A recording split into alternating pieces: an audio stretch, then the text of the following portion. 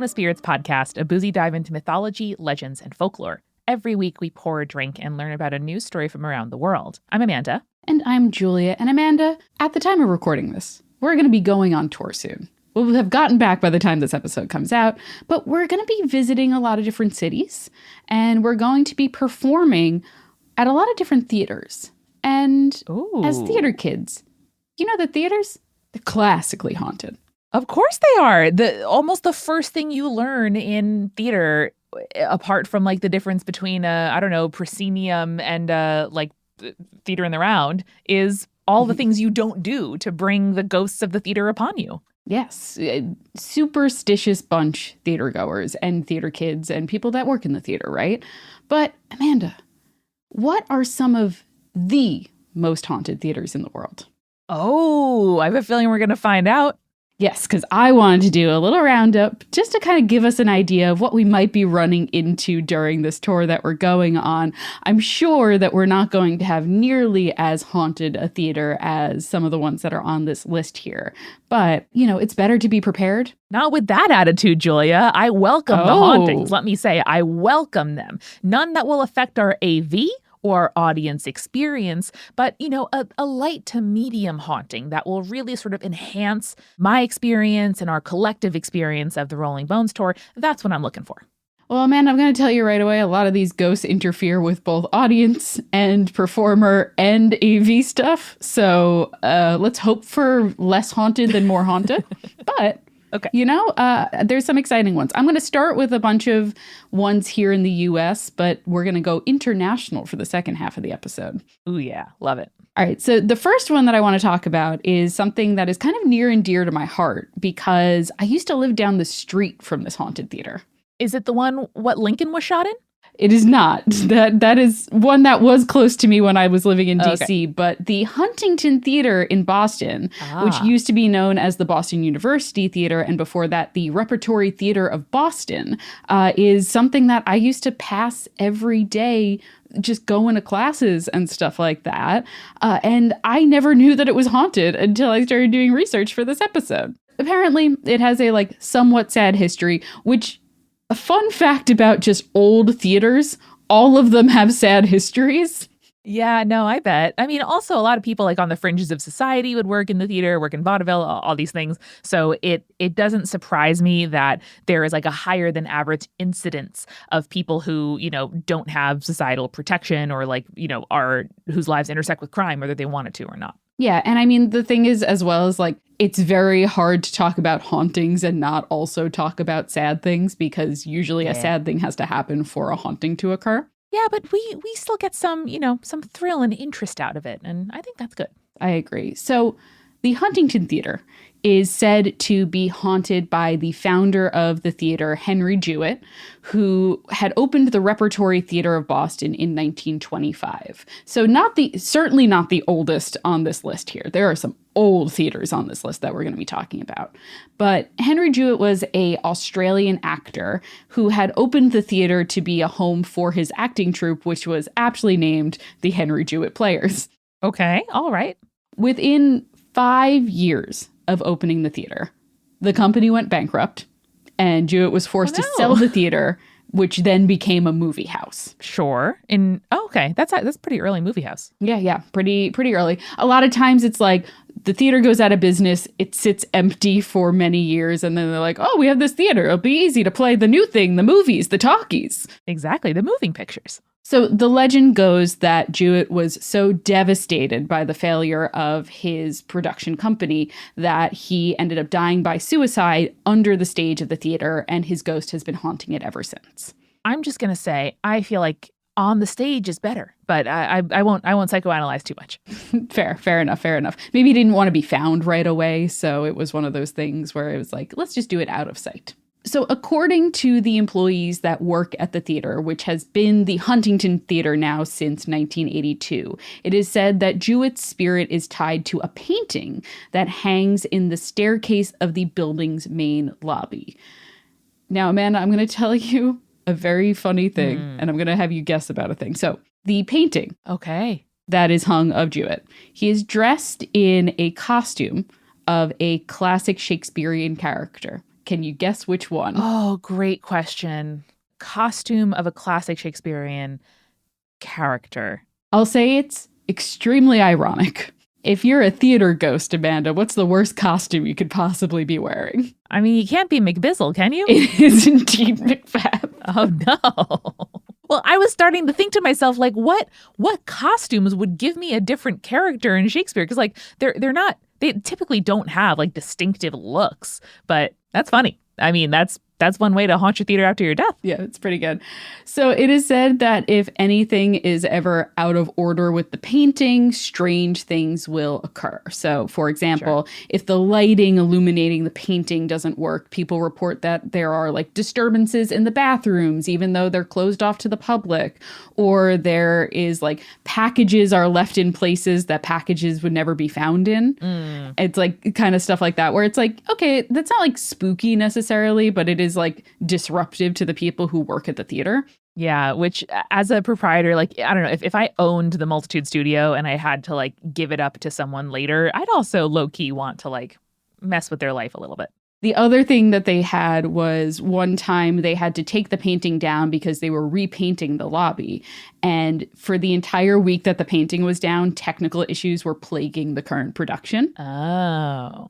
And it's gotten to the point where if the painting needs to be moved, the like production company wraps it very carefully. It has its special crate. They have to keep a light on it the entire time because that's like the big thing with him is like He wants a spotlight, right? yeah, he wants it to be constantly lit. He always wants to be in the spotlight. Incredible. However, it is reported that Jewett is not the only ghost at the Huntington because according to Holly Mascot Nadler's Ghost of Boston Town, Great name. there's also the ghost of a misty woman in a white dress that is seen hovering around dress rehearsals and is said to be the spirit of the former wardrobe mistress. Okay. I mean, just check it and make sure things look okay. I'm down for that. So that is the Boston Theater, the most haunted Boston theater, according to sources and whatnot. How about we move next to Chicago, which is a city I've never been to, but it's got lots of theaters and plenty of haunted ones. Arguably, the most haunted theater in Chicago is the Ford Center for the Performing Arts Oriental Theater, which is formerly known as the Iroquois Theater. Okay. It was built in 1903, and it was advertised as being, quote, absolutely fireproof. Oh, no, Julia. You can see where this is going. Oh, no. Why would you do that? So at the afternoon matinee on December 30th, 1903, about a month after they had opened, the house was packed over capacity. It was a theater that was designed for 1,600 people, but it was overflowing into the aisles with over 2,000 patrons, many of which were women and children. No. During a dance number during the second act, the curtain caught fire when an arc light shorted out. And while the stagehands tried to put out the fire, they were unable to stop the spread, which then spread to the flats. And when they attempted to drop the asbestos curtain, which was designed to stop fire from spreading towards the audience, Yes.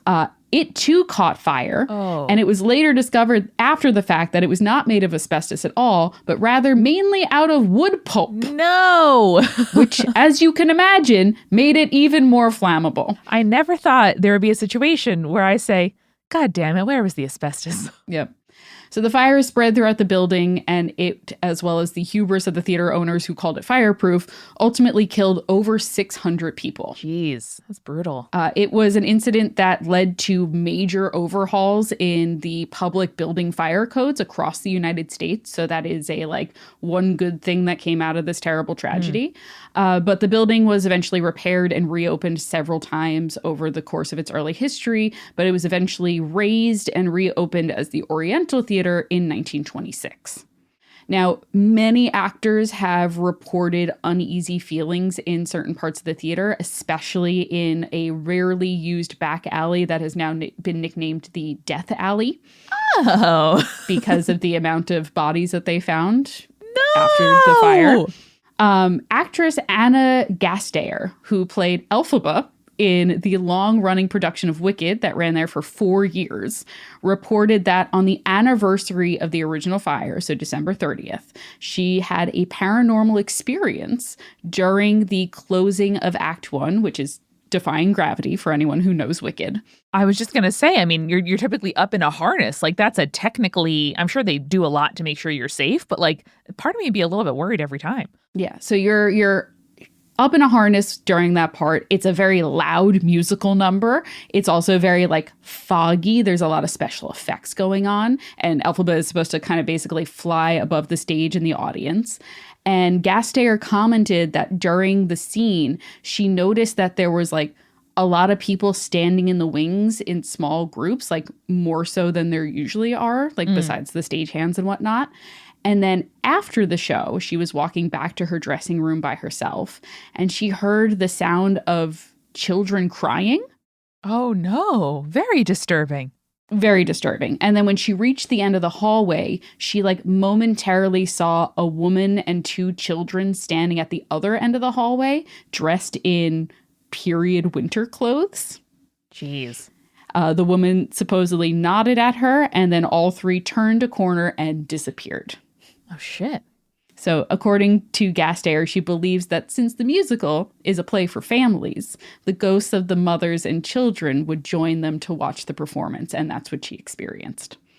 Well, if you're going to see the first act of any musical, that's like a pretty great one. Like if they're like sneaking out an intermission, right? Or like they can only, you know, manifest for so long, like that's pretty entertaining. Amanda, if you were a ghost, yeah, who died in a tragic theater accident, let's say. God, I wish. What would you hope would be like a long-running show in the theater that you're haunting? Julia, you've rarely asked me such an important question on the show, because that's just going to happen to you over and over again, 8 times a week, for years, potentially. Yeah. And I see now I'm like, do I choose a show that I know I love with the risk that I might get kind of sick of it? Or do I choose something where I can like, my first thought really is Hamilton, just because there is, it's a show that like I quite enjoyed and listened to the soundtrack, but it wouldn't like ruin my life if it lost its shine for me. And also there's a lot of different styles of music and kind of like tempos and like kinds of numbers where I feel like if I was in a, you know, a like dreamy mood versus a really like, you know, wanting to get motivated mood, there is a moment for me in the show. Mine is Spider-Man Into the Dark. Next question. No kidding. Because it's 7 minutes long or whatever. It's the one that they had to close because people kept like falling out of the harnesses and wild shit like that. They'd just be like, well, one of the 3 Spider-Men is not doing great. So we gotta stop the performance. That's it.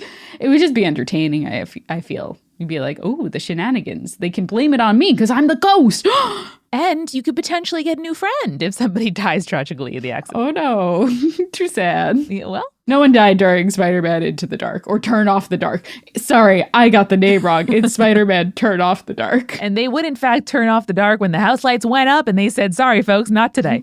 Gotta go. Gotta go. Imagine being the ghost that had to haunt the theater that Phantom of the Opera ran in for 30-something years. A lot of competition. Had to get sick of it at that point, right? Yeah. And you're like, is this story just about me? Am I the Phantom of the Opera? I feel like the ghost haunting that theater would have an existential crisis after a while. Yeah, right? Like, or maybe I know that there was a Sir Patrick Stewart and Ian McKellen did a Waiting for Godot, and that would also be quite like referential and meta. You know, that could be interesting. Could be fun. Could be fun. Probably doesn't run as long as you would hope for. No.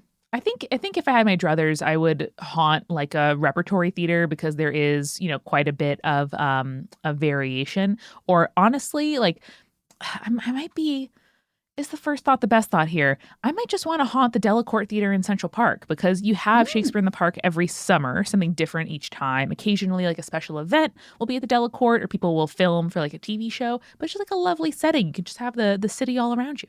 That's pretty nice. I like that. Right. I like that a lot. All right, Amanda, we'll get to the New York City Haunted Theater in just a second, but we aren't visiting Charleston on our tour, but it does host a very haunted theater, which is the Dock Street Theater. Okay. Now, the building that the Dock Street Theater occupies was built in 1809, but it was originally known as the Planters Inn, which was basically, it was called the Planters Inn because, like, farmers from the interior of South Carolina would come to Charleston for race season, which I think is hilarious. Like, honey, hold it down for a week. I got to go put money on the horses. So the inn actually closed in the 1930s, and it was left vacant for a number of years until the WPA, the Works Progress Administration, began restoring the building. Cool. FDR, New Deal. However, the Planters Inn did host a number of theater groups in its day before it was actually a theater, which brings us to our first ghost, which is apparently John Wilkes Booth's father, Junius Brutus Booth, had stayed and performed at the hotel and, according to legend, had almost killed the hotel manager in a fit of rage. Oh, boy. I knew his dad was an actor. I think his brother was an actor, too. Mm-hmm. I can't believe that the man named Julius Brutus. Not even Julius, Junius. Junius Brutus was not the one what assassinated the president. Yeah, I mean, really shocking, honestly. John Wilkes, like, that's an easy name compared to Junius Brutus. So according to the employees, his soul, fed by his rage, still lingers at the theater and is seen lurking among the sets. Damn, that's a great backstory for a ghost, because it's like it's quite sinister, but not like on the nose. It's very unique. Amanda, the other ghost here, better backstory. Oh, shit. Okay. Junius is not the most well-known ghost that haunts the Dock Street Theater. That honor belongs to Nettie Dickerson. Okay. Sounds like a real 19th century name. So she was a sex worker who frequented the hotel often during the mid-1800s and very much desired a marriage, right? But was struggling to find a match because of her low social status and her quote-unquote advanced age of 25. Oh, okay. Mid-1800s, yeah, I know. That's a spinster at that point. It's unacceptable. So according to the story, she went and she bought an expensive red dress in order to procure a proposal from her current beau. Okay. However, on the stormy night that she met him at the hotel, she was rejected. Oh, shit. He had fallen in love with another woman. Oh, boy. In her anger, she went up to the second floor and stood on a balcony and was basically yelling at the man on the street that, you can't save me, you should have married me, etc., etc. Mm-hmm. And as she is screaming at this man from the balcony, she is struck by lightning. No! What? I know. I thought you were going to say, lightning. Jumped off the balcony, which, fell, jumped, tragic, but predictable. Struck by lightning, I did not see coming. Struck by lightning. I mean, I bet it was like a cast iron, or at least metal railing. I guess that makes sense, but damn. Charleston, famous for those beautiful second floor balconies in a lot of their buildings. Yes.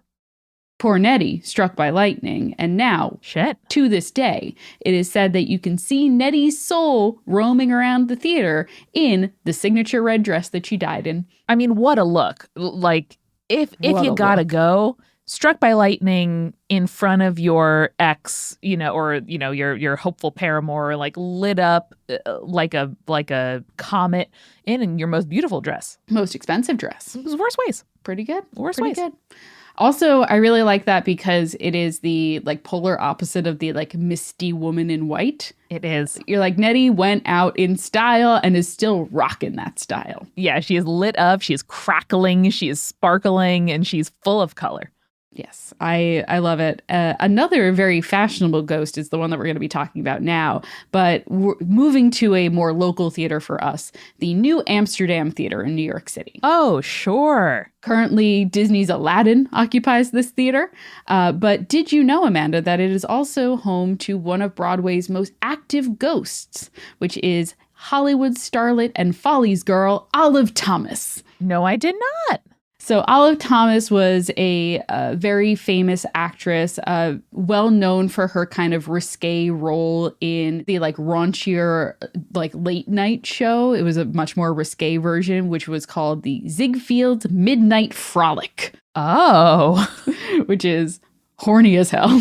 If I could time travel, I would essentially only time it around theater productions I could see. And that is one that, goddamn, I want to see. I want to see the Ziegfeld Follies at their height. I didn't even know about the Midnight Frolic, but now I gotta. Yeah, and like it was one of those shows where it's like, oh, these actresses would get like gifts from very rich men. Like there's a story that like Olive Thomas received a $10,000 string of pearls from like an ambassador or something like that. I mean, listen, tip your performers. I'm all for it. Hell yeah. So she was married to actor Jack Pickford, but by the age of 25, she kind of died under mysterious circumstances, aka she was poisoned.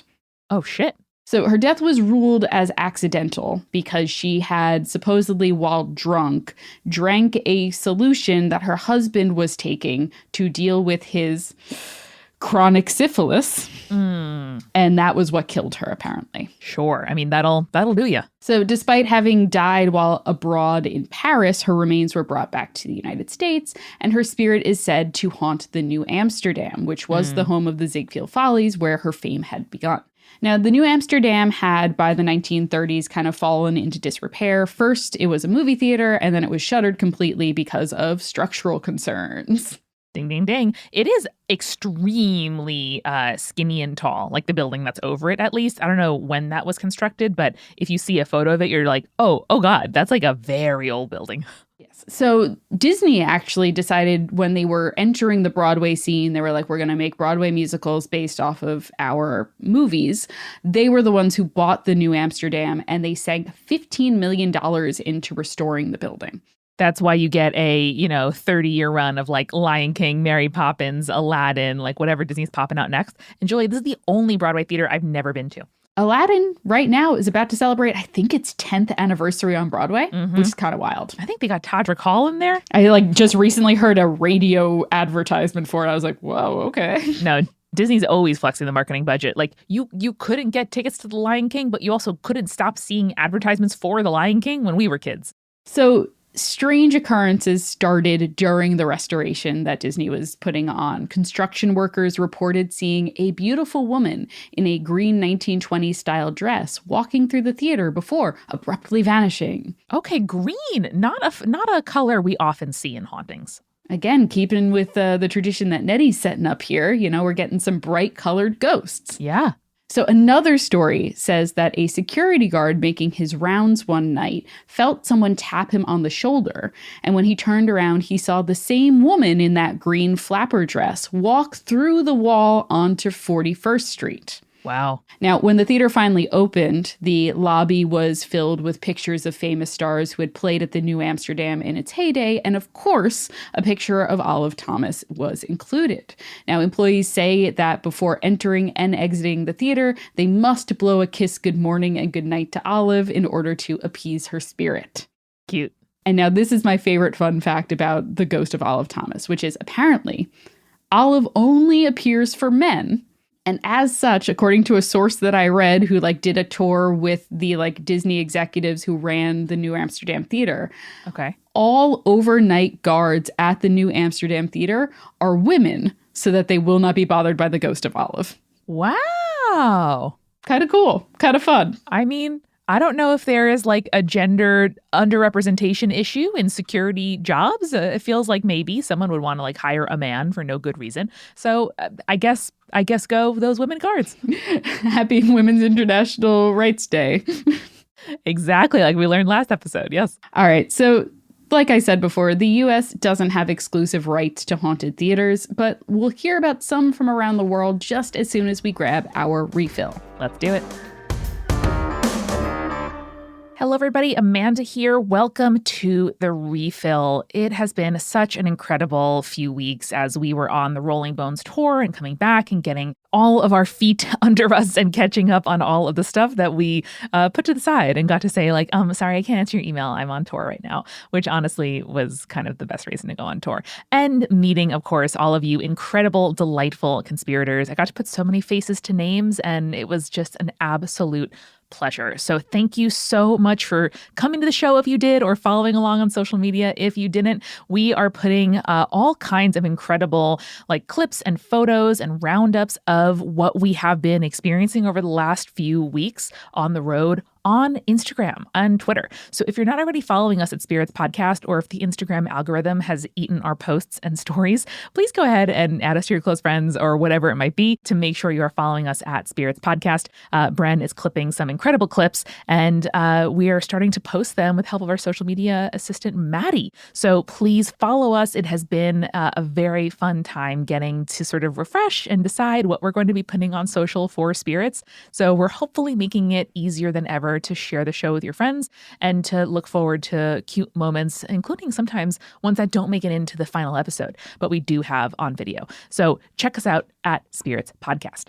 Thanks as well to our supporting producer level patrons, Alicia, Ann, Ariana, Ginger Spursboy, Hannah, Jack Marie, Jane, Measelkins, Lily, Matthew, Phil Fresh, Rico Like, Captain Jonathan, Malachi, Cosmos, Sarah, and Scott, and our legend level patrons, Audra, Bex, Chibi Yokai, shout out Minneapolis, Jeremiah, Morgan H, Sarah, and Bia Me Up, Scotty. You can join those folks or become a patron and get access to the supersized bonus Urban Legends that just came out. There's going to be another one in a few weeks at the end of April. We are trying to thank you and make you as proud as possible to be a patron at patreon.com/spiritspodcast. Now, honestly, folks, the toughest part of the tour was that it started on the day that the Stardew Valley update came out. And so I've had to wait till I was home to put in the hours I was really, hoping to put in on this Stardew Valley update. Now, you've probably heard of this game. It is a farming simulator where there's an adorable town. You can marry villagers. You can fight little monsters. You can grow crops. At first, I thought it was just a farming game, and I was like, all right, whatever. How fun could it be? But no, I fully understand why people have Stardew-themed weddings and kids and homes and all kinds of stuff. And this new update is even more delightful than ever. So if you've never played Stardew Valley, you can play it on any computer on Steam. You can also play it on pretty much every console that there is out there. Right now, I am playing on my computer because that's where the update is currently available. It'll be on other places soon. But I bought just a little $30 wireless controller for my computer. And so now I can sit on my bed or in my bed, frankly, as I play Stardew on my PC. So it is totally worth it. I totally recommend it. Check out the new Stardew Valley. And if all that wasn't enough, Big Game Hunger host Jenna Stieber, our newest colleague and comrade here at Multitude, has been putting out excellent stuff over on Big Game Hunger, where, of course, she starts with a randomly generated genre, concept, and vibe, and then builds a AAA video game franchise, like the Marvel IP of video games, with a different guest each week. It is so much fun, guys. This show has me laughing ear to ear. If you know nothing about video games, you will still highly enjoy it. Jenna has been, of course, a past guest here on Spirits talking about creepypasta and internet urban legends, and it's just one of the smartest and funniest people out there. Honestly, a true professional, and you will love Big Game Hunger. So check it out now in your podcast app. New episodes every Monday. We are sponsored this week by Blue Land. And listen, folks, I don't often clean the toilet at home. That's an Eric chore, God bless him. But it makes it easy when I do have to clean the toilet. That Blue Land makes incredible toilet cleaning tablets that are honestly so easy to use. Just drop, watch it fizz, brush, and flush. It is that simple. No scrubbing, no getting your hand in there with a scrubby bottle or whatever. And they're totally plastic free, which I love. They're on a mission to eliminate single-use plastic by reinventing cleaning essentials to be better for both you and the planet.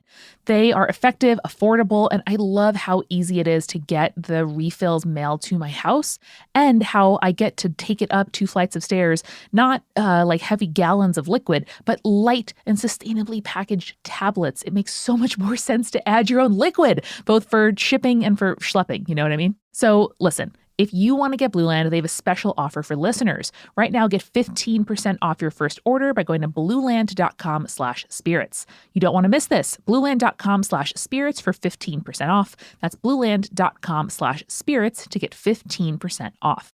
This episode of Spirits is also brought to you by Wildgrain, the first ever bake from frozen subscription box for sourdough breads, fresh pastas, and artisanal pastries.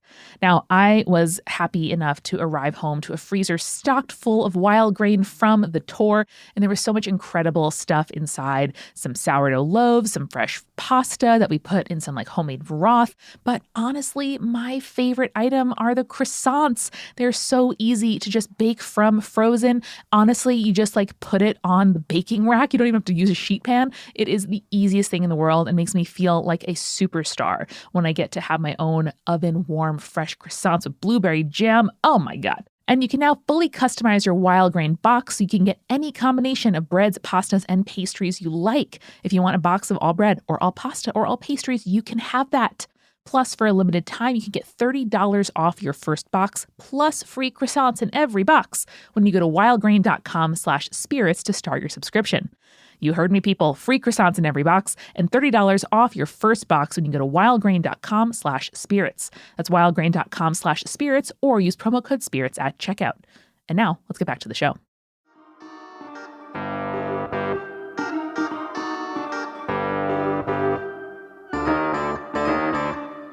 Amanda, I went to the concession stand during intermission and I did pay like $30 for a double of whiskey. Would you like that? I would, and thank you so much. It's in a commemorative cup, though. I snuck in some brownies. Would you like those from my backpack? Yes. Yeah. How did you get that past them? Who can say? Who can say? All right. So with those in hand, our very expensive concession stand drinks and your smuggled brownies, let's head over to Beijing, China. Beijing, China hosts the Huiguan Opera House, which was built in 1807. Damn. I bet it's beautiful. Wildly old. And is part of a complex of very traditional buildings that kind of make up this both like performance center, but also museum, which is very cool. Wow. While perhaps the oldest theater on our list, the haunting aspect of the Opera House actually did not come into play until World War II. So during the war, many people became unhoused because of just the general effects of war. And so the legend goes that a philanthropist, an unnamed philanthropist, built housing for the poor and unhoused near the theater. However, he made a mistake in the building process, which we've seen in many a movie and a story, which is he supposedly leveled an ancient burial ground in the building process. I see. I'm glad that this myth is not just restricted to sort of like colonialist narratives in the U.S., but spans the globe. Yes, it spans the globe. We're constantly telling people, hey, don't disrupt this burial ground. And then they're like, you know what I'm going to do? I'm going to build right on top of it. Hate it. The story goes that these days, disembodied screaming and wailing can be heard in the courtyard of the theater. Oh, great.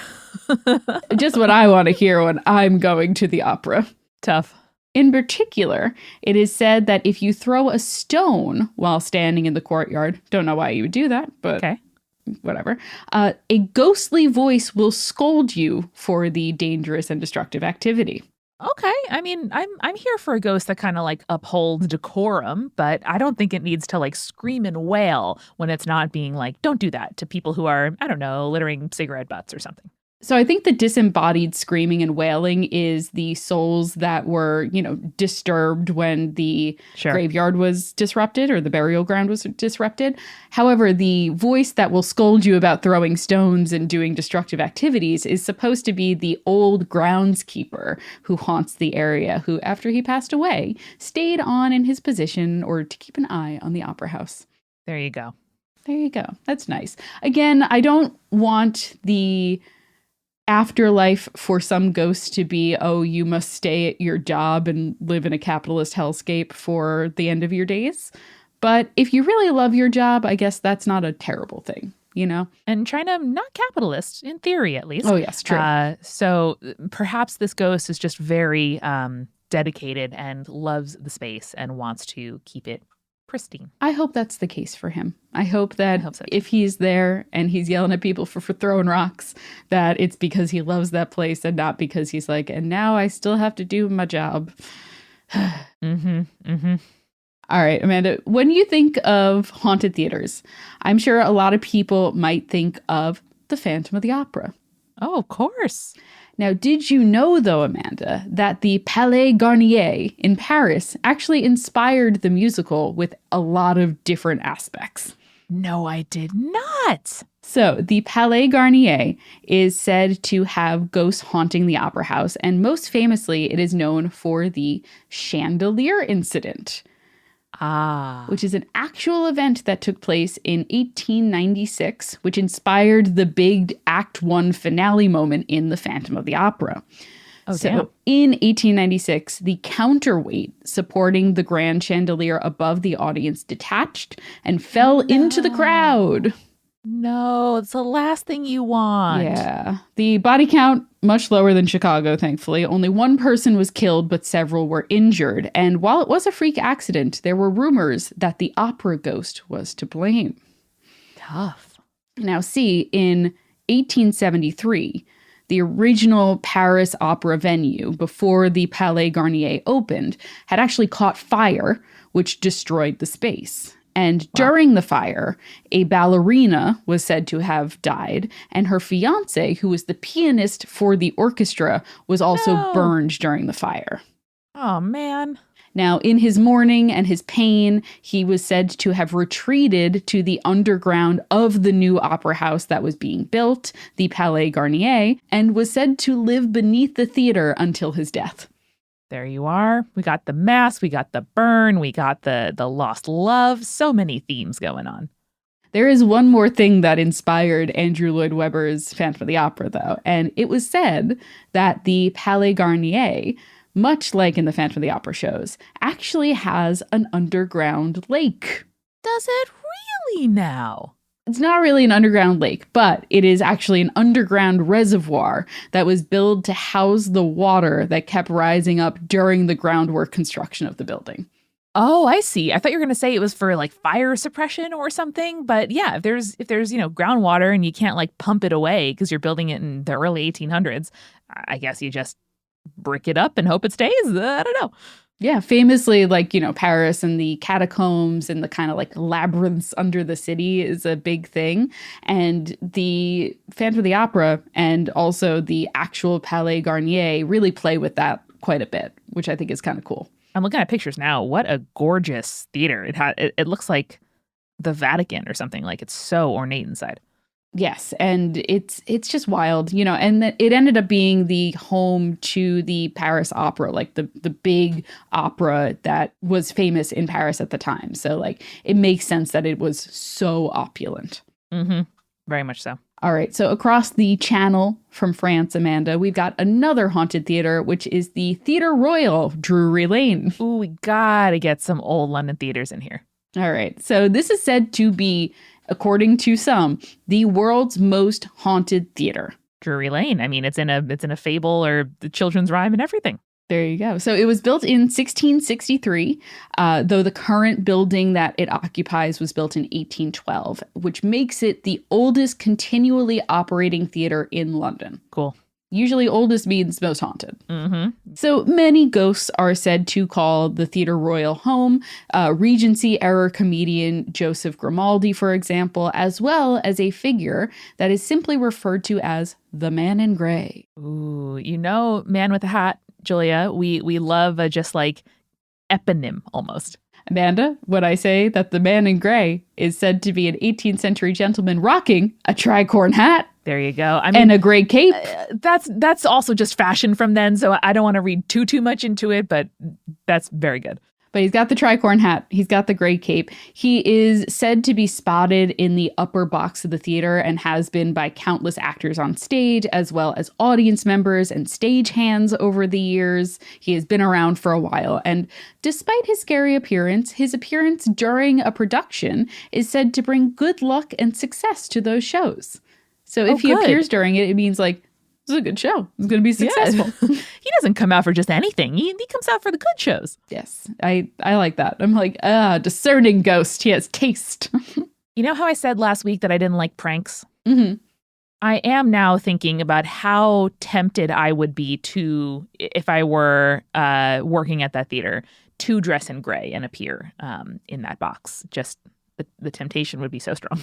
I don't think it's a bad idea. And, you know, it may give like the actors on stage more confidence, and it might like, you know, the rumor mill would be like, oh, well, you have to go see this play. It must be good. The man in gray appeared during it. Exactly. It would be very wholesome. Yes, I think it would be great. It is believed, Amanda, that the man in gray is tied to some human remains that were found on the site of the theater. Oh, sure. During renovations that were done in the 1840s, a skeleton covered in gray rags was found walled up in a small, forgotten room. It's pretty terrible. I was going to say like, oh, you're going to excavate remains when you're building in London, but walled up in a room, that is not like, you know, ancient bones that we find like under the foundation from Roman times. Like that's a whole nother game. Yeah. And the fact that there's still cloth covering their body also indicates that like it hasn't been that much time passed. Yeah. Whew. But at least it's skeletal remains and not like fleshy remains, you know? Yeah. Yeah. A medical examination of those remains concluded that the man had been stabbed with a knife, confirming at least to believers that the skeleton belonged to the spirit of the man in gray. Now, calling back to the previously mentioned Joe Grimaldi, who is also said to haunt the theater, he was a prominent actor and dancer who starred in multiple productions at the Theatre Royal. He often performed as a clown in many of the theater's famous pantomimes during the early 1880s, but retired due to poor health. I think he had like respiratory issues or something like that. Julia, I was just thinking to myself, oh, you said he was a comedian. That's pretty incredible that he also dances and sings and acts. And then I was like, Amanda, what do you think comedy was in the Regency period? It was that they weren't doing 5-minute stand-up. It wasn't stand-up, so. I'm so curious as to when like original stand-up started. I mean, I so associate it with the Borscht Belt that I would have to guess that there's some like, you know, Catskills, you know, New York City sort of Lower East Side origins. But I feel like it's got to be like kind of related to vaudeville in a way. I could be wrong, though. Who knows? As like an act. Yeah. So performed as a clown until his retirement due to poor health. During his retirement, he fell into poverty, was said to have died penniless in 1937. But it is said that his spirit remains at the theater after his death.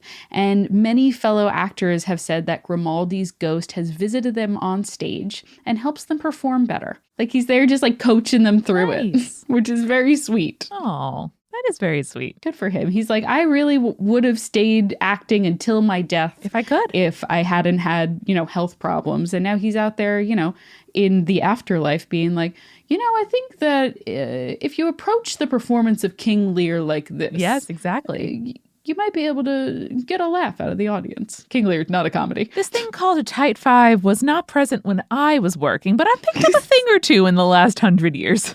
I've watched a lot of men do tight fives, and let me tell you, here's a few tweaks you could make. You can always make it tighter. That's what I always say. That's what I always say. That's a joke from someone's tight five for sure. I'm sure. All right, finally, we are going to head over to Wellington, New Zealand, and the St. James Theatre. Built in 1912 and nearly demolished during the 80s, the St. James has gone through plenty of ups and downs, as a theater is wont to do just in general when it's been around this long.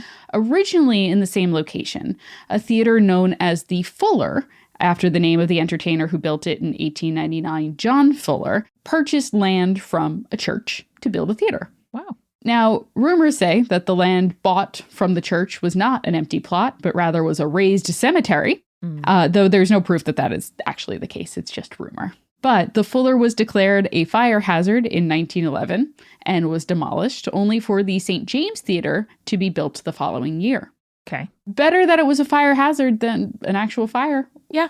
And also, they're not claiming it was absolutely fireproof, which is a win. I am now realizing that that's probably why there are fire curtains in theaters. A thing that I first saw when I visited London when I was 16 was like, what's this? Like big curtain just like slamming down at intermission. Oh, that makes a lot of sense to contain a fire on the stage. Well, Amanda, that's what the asbestos curtain was supposed to be, and then it was just made of wood pulp. And it was like, hey, you want a little accelerant for this blaze? There you go. It makes me so bad. Does it go floor to ceiling? It sure does. I didn't even talk about this, but the Chicago one, it was like they had bribed so many fire marshals and even the mayor and like all this other shit. And like, you know, no one got arrested for any of it. It's bullshit. I hate people. I hate corruption. I get so mad. All right. So the St. James was built the following year after the Fuller was demolished. It was still owned by John Fuller, but when John Fuller passed away in 1923, the St. James went through several owners before it too was kind of turned into a movie theater. And it remained that way until after World War II, when it started hosting stage performances again. So it was kind of a split movie theater, stage performance kind of theater.